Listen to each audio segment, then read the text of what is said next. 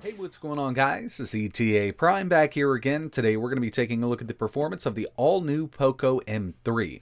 Now, this is a budget offering from POCO, but when you really think about it, most of the POCO phones are pretty budget when you compare them to flagship devices, but this is actually coming in as the cheapest POCO phone to date at $150. Now, I'm in the US, so I did have to pay a little bit more for this. I got this on eBay for $167, and that was really because the people I usually buy my phones from, especially Xiaomi, don't have these in stock in the States just yet. In this video, I'm going to do an unboxing. We're going to take a look at the phone itself. We're going to check out the specs. Then I'm going to get right into some benchmarks, native Android gaming, and even emulation. I really want to see how this thing performs. So aside from the phone, charger, and USB cable, inside of the box, you're also going to get your user manual, and they also provide a silicone case. It's just a clear silicone case, but I really like the fact that they do include one of these just to protect it until you can get one that you really like. When it comes to color choices for the M3, they offer 3 different variants. You can pick this up in blue, black, and yellow, which I have here. I personally think it looks really good. As for cameras on the M3, the front is an 8 megapixel, and we have 3 around the rear.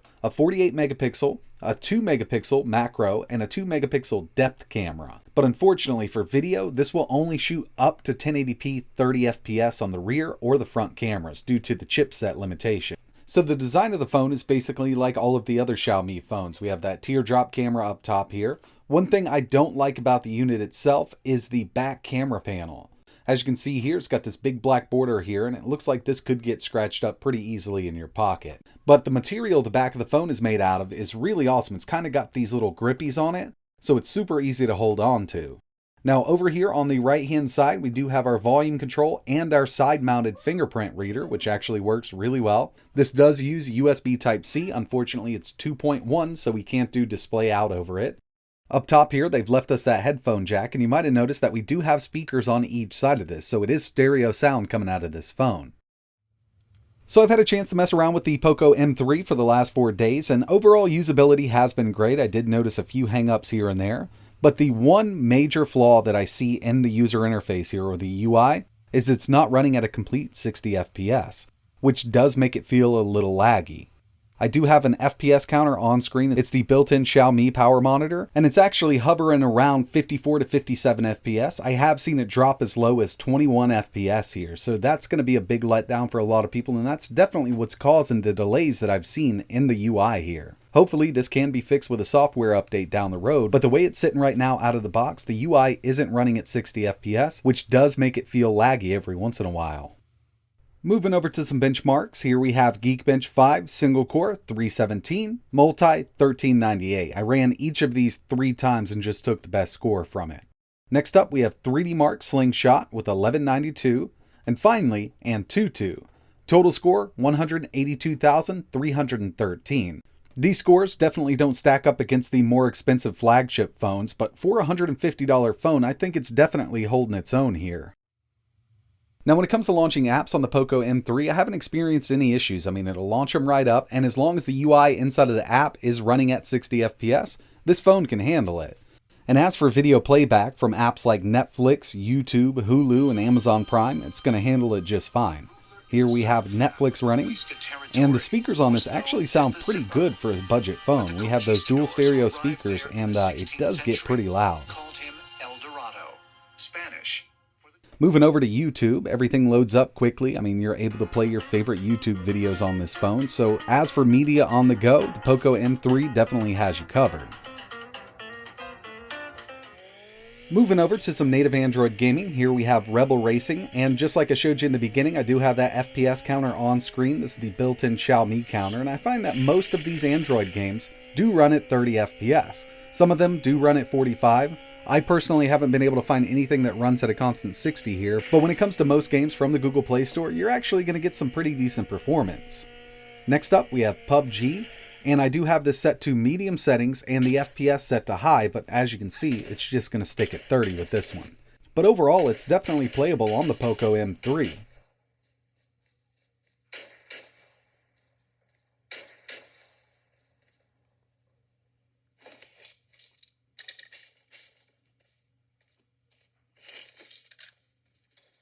And the final Android game that I wanted to test was Call of Duty Mobile. And just like PUBG, I have this set to medium with the FPS set to high, and most of the time we're sitting around 40 FPS. Sometimes I see it trying to creep up to that 60 mark, but this chipset just can't handle it.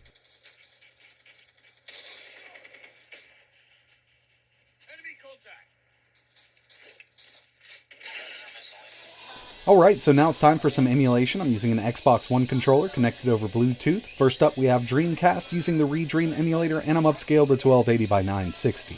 When it comes to Dreamcast on the POCO M3, as long as the game's compatible with the emulator, you're going to be able to run it at full speed, even upscaled.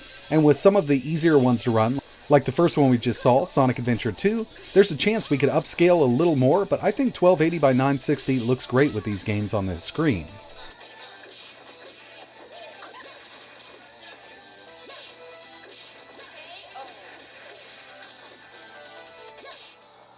Moving over to N64, I'm using the Mupin 64 Plus FZ standalone emulator from the Google Play Store. We have Beetle Adventure Racing. I'm upscaled to 800 by 600, and it's running pretty decently here.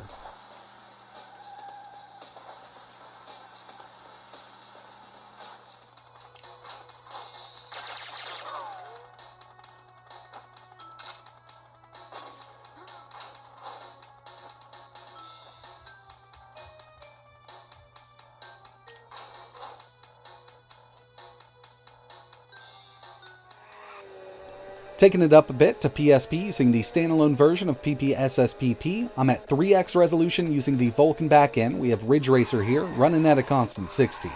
PSP performance on the POCO M3 has been really great here, and by the way, I did test the OpenGL backend. I was getting similar performance. I mean, there was really no difference between OpenGL and Vulkan, at least with the first two games we're seeing here. But when we get to the last game, which is Chains of Olympus, we did have to take it down to 1x, and it was only working well with that Vulkan backend. But overall, if you did pick up the M3, just note that PSP is definitely possible on a device like this. Even the harder to run games like Chains of Olympus, Ghost of Sparta, and even Midnight Club at 1x.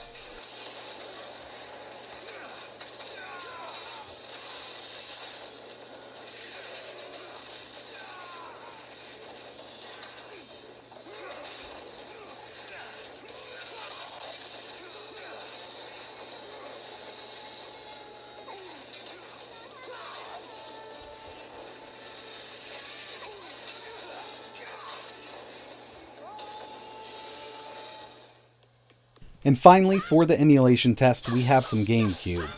First up, Wind Waker using Dolphin MMJ.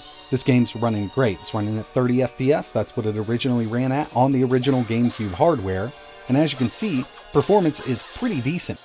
But this doesn't mean that every Gamecube is going to run great on this device. Now, I personally would not pick up the POCO M3 if you're looking specifically for higher-end emulation like PS2, Gamecube, and Wii. Because really, when it comes down to it, Wind Waker is one of the easier ones to emulate.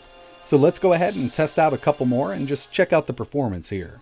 And keep in mind, I am using the MMJ build from GitHub, which is a bit old, but it does work much better on lower end devices. And the way the MMJ emulator is set up, it actually makes it a little more playable, even though we can't hit 60 FPS, but overall performance isn't great with this one.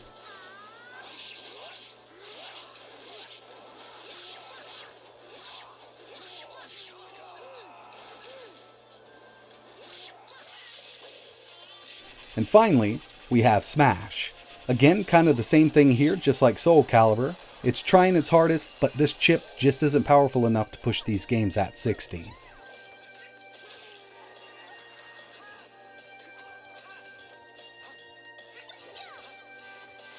So in the end, I think the POCO M3 does perform great for a $150 phone. Now, when this was originally announced, it was actually going for $130, but they've raised the price since then for the 64GB model. But when we start getting up in this price range, it's really hard for me to recommend the POCO M3 over something like the Redmi Note 8 Pro, which is a really great performer. I've done a full review on it. It's actually one of my favorite phones of 2020. And this can be had for around $60 more than the POCO M3. Or if you have a little extra cash to throw on top, you could go with something like the Redmi Note 9S, which is another great performer powered by a Snapdragon 720. If this phone was still sitting at that $120 to $130 price mark, I'd tell you to jump all over it every day. But since the price has been up to around $150 for the 64GB model, And I think 180 for the 128GB model, it's kind of hard for me to recommend this over the other budget Xiaomi and Redmi phones. So that's going to wrap it up for this video. I really appreciate you watching. I will leave a few links in the description in case you're interested in checking out the phones that I mentioned in this video. If you have any questions, let me know in the comments below. And like always, thanks for watching.